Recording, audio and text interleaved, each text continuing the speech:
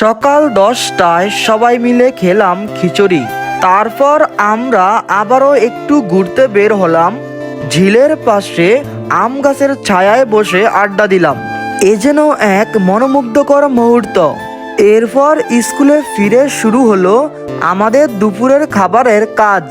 আমাদের দুপুরের খাবার ছিল গরুর মাংস ও ভাত। দুপুরের রান্না হতে হতে আমরা সবাই চললাম নদীতে গোসল করতে।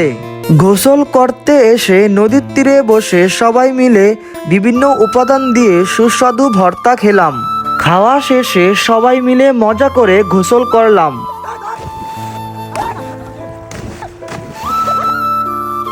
এরপর গোসল শেষ করে স্কুলে ফিরে পাজামা পাঞ্জাবি পরে সবাই মিলে চলে গেলাম মসজিদে জুমার নামাজ আদায় করার জন্য। নামাজ শেষ